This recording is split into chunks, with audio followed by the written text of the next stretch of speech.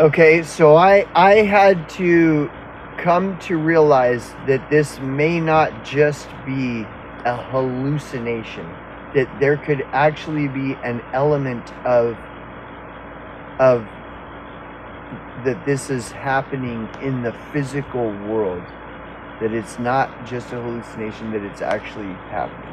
And it was so strong and so loud that I couldn't ignore it anymore. And so we're about halfway through the Grateful Dead show, and I allowed myself to start being led by this telepathic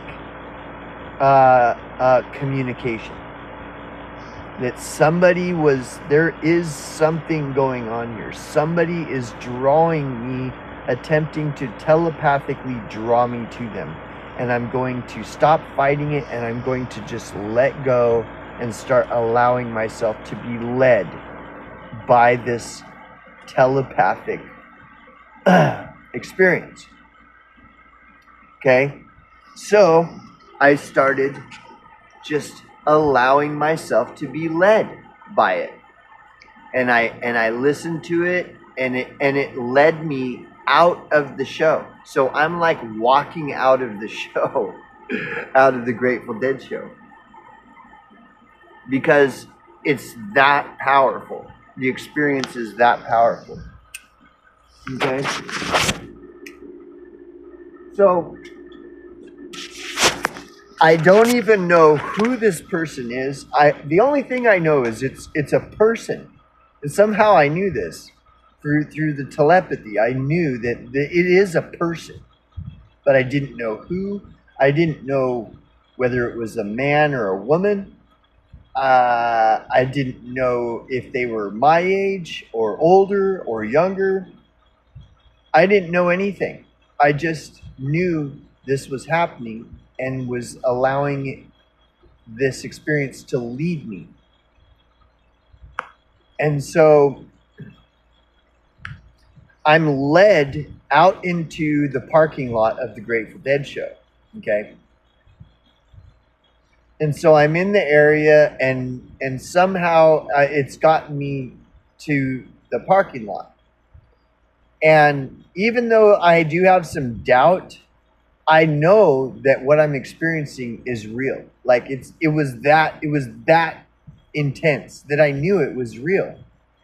I mean, I'd never experienced it before, and it was crazy, but I knew that it was real. And so I get out into the parking lot, and I'm looking around, and I'm listening, and I'm allowing myself to be led more.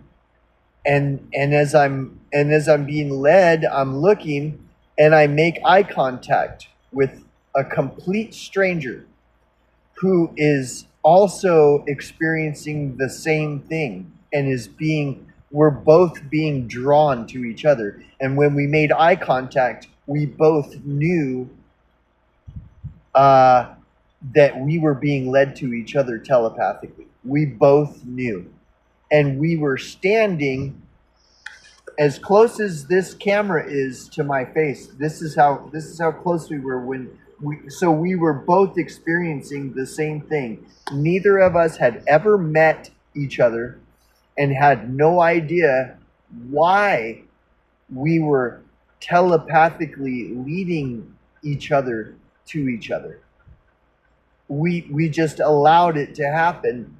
And so we're two complete strangers who have never met, both with the same understanding that we both have just experienced this, where we were telepathically led to each other.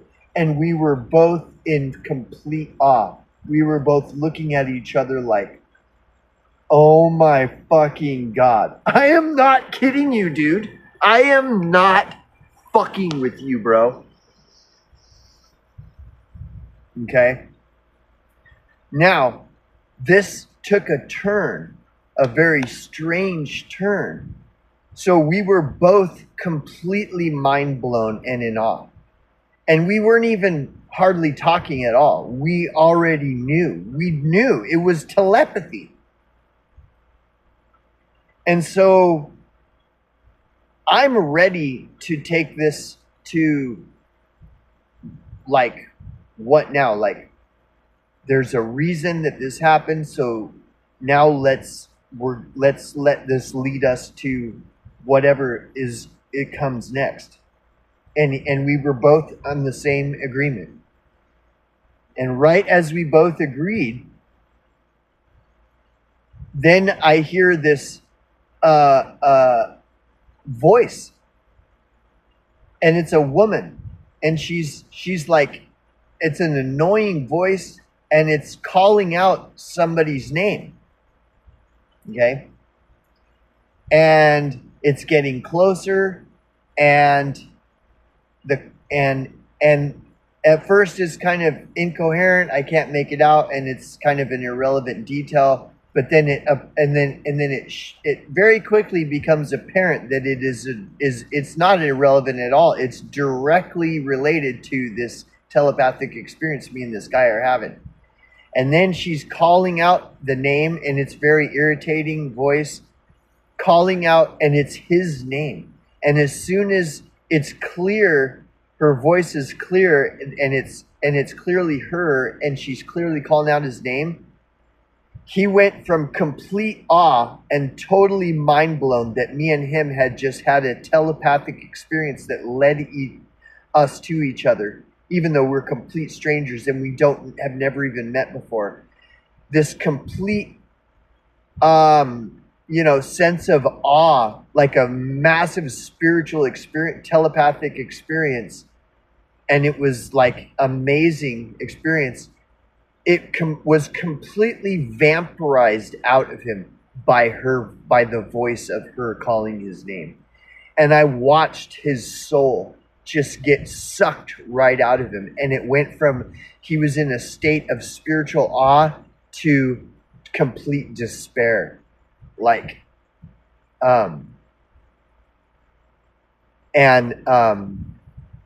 basically like that woman was his handler.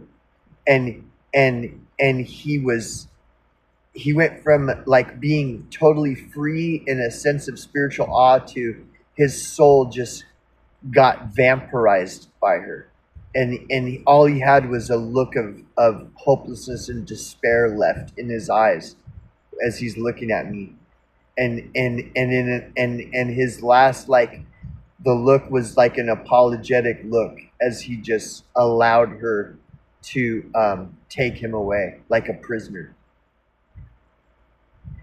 Okay, that is an LSD experience where reality, the physical reality, merges with the unseen universe of the hallucinogen, the world of hallucinogens.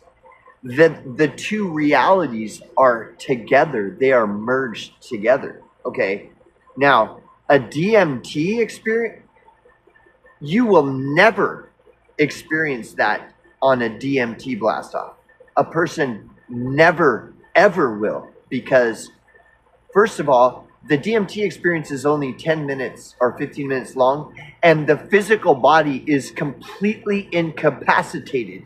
So they are totally out of touch with the physical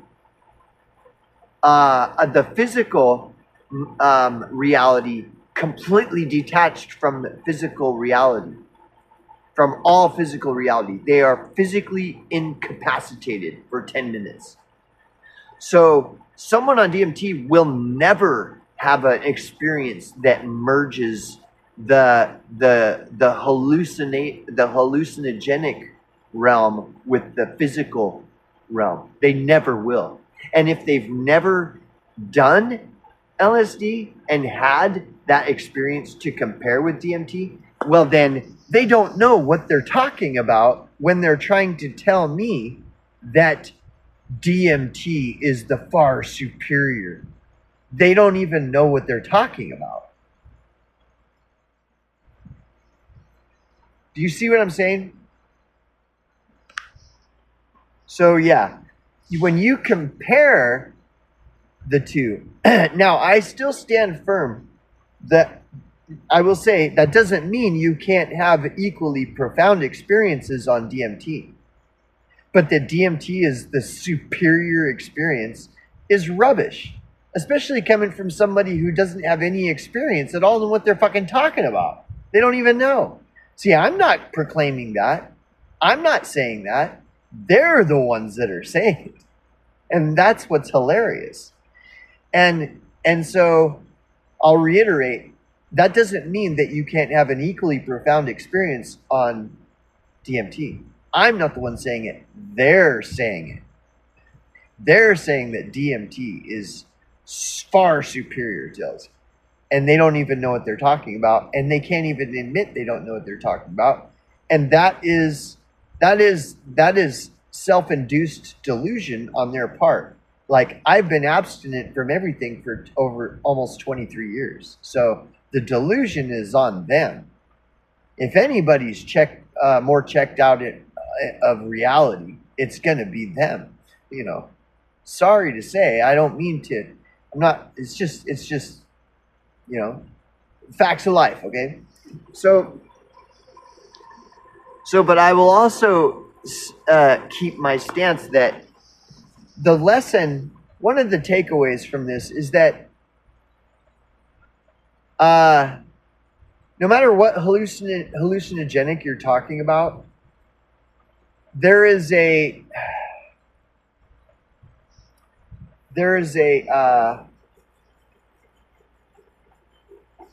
what's the term I'm looking for?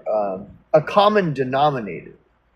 The commonality, no matter how much you split hairs on the differences, the common denominator is generally the same. And so, like I said, it's the DMT people that are proclaiming there's this vast difference that sets DMT as superior to any other experience.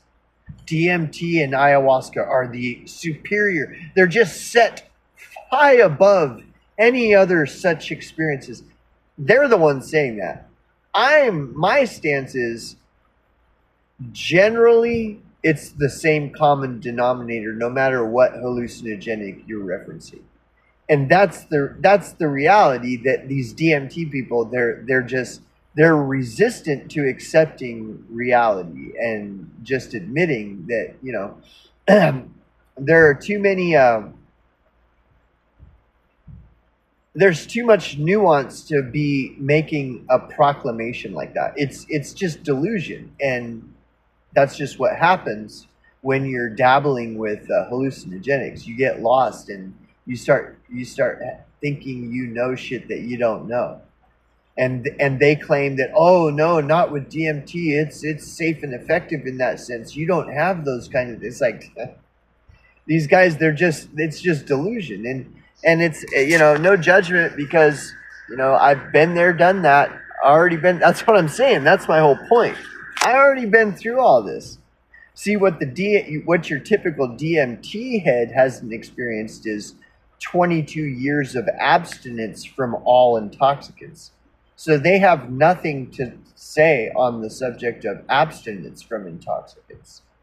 When I have experienced both, the majority of hallucinogenics and the majority of all other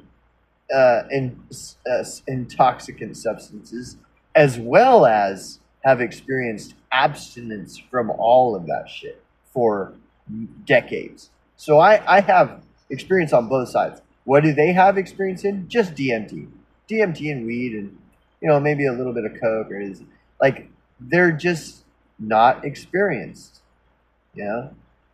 And we've all been there. Everybody's been there.